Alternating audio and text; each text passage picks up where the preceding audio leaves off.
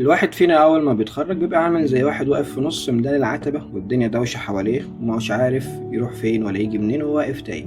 أهو بالظبط احنا أول ما بنتخرج كده وفجأة بنسمع فلان صاحبنا اللي اشتغل في صيدليات، وفلان التاني اللي اتجوز، وفلان اللي اشتغل ميديكال، وفلان اللي ساب المجال خالص أصلا وراح يشتغل في الماركتينج والكونتنت كريتور.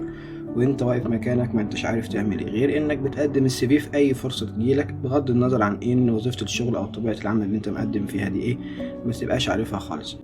انا كنت تايه زيك من 3 سنين لحد ما دخلت انترفيو من ضمن الانترفيوهات، واتسألت سؤال بسيط: انت متميز في ايه؟ فبدأت اجاوب الاجابات المحفوظة، زي مثلا انا بعرف اشتغل تحت ضغط. ازيك يا يحيى؟ كويس الحمد لله. يحيى قول لنا، انت بتعرف تشتغل تحت ضغط؟ طبعا انا طول الوقت بعود نفسي ان انا اعرف اشتغل تحت ضغط، ده لو وصلت له اصلا. لا ما تشاورليش، تعالى اشتغل انت، ما انا مش حاول، انا ما بحبش الوقفه دي. وبعدين وسكت كده وبدأت افكر، هو انا فعلا متميز في ايه فعلا اللي بيميزني؟ واكتشفت وقتها فعلا اني مش عارف نفسي. ومن هنا بدأت بقى فكرة الكتاب. ليه؟ زي ما في جايد لاين عشان نشخص او نكتب علاج لأي مرض في الدنيا، بيبقى في جايد لاين، وفي الجايد لاين ده احنا بنعرف كل حاجة عن المريض، بتوصل لدرجة لونه في أدوية الضغط، لو هو أبيض بيبقى ليه دواء معين، لو هو أسود بياخد دواء معين. فليه ما بيكونش في جايد لاين في حياتنا؟ ليه ما فيش جايد لاين عشان نعرف ناخد قرار صح متناسب معانا متوافق معانا؟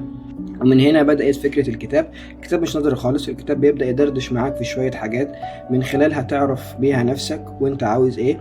الكتاب بيبقى عبارة عن فصول، أول فصل بتعرف فيها نفسك، الفصل التاني بنبدأ نناقش الفرص المتاحة وايه المناسب ليك، وبعدين بنناقش معاك فرص السفر، والفصل الرابع بنبدأ بعد الكلام اللي فات ده كله بنبدأ نناقش معاك انت ايه المناسب ليك، هل السفر ولا انك تقعد في مصر.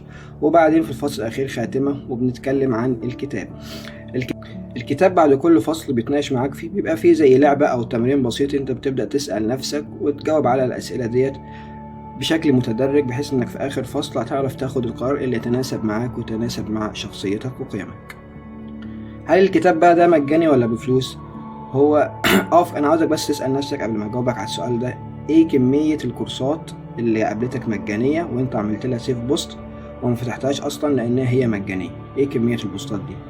فهنا انا بدأت فكرة او حاجة جديدة، انت هتدفع اللي تقدر عليه. الكتاب مجانا تماما للتنزيل، انت هتنزل الكتاب وتقرا الكتاب، وبعد ما تخلص الكتاب هل انت فعلا استفدت فيه؟ لو في اللحظة دي انت استفدت فيه، هنا هقدر اقول لك ادفع اللي تقدر عليه. والفلوس اللي انت هتدفعها ده انا مش عامله كبزنس او استثمار شخصي، انا بمناسبة ان هو اول كتاب ليا، فالكتاب ده هيبقى المبلغ الفلوس اللي هتندفع ده هتطلع لله وتروح او هتروح لاي حد محتاج. ابدأ يلا رحلتك يلا دلوقتي، احنا مش بنوعدك بطريق سهل، احنا بنوعدك بخريطة تمشيك خطوة بخطوة.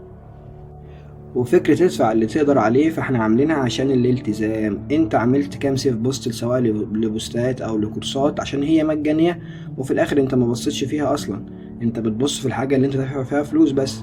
فاحنا هنا جت الفكرة انك تنزيل الكتاب هيبقى مجاني تماما، لكن بعد ما تخلص الكتاب وفعلا استفدت منه فهنقولك ادفع اللي تقدر عليه.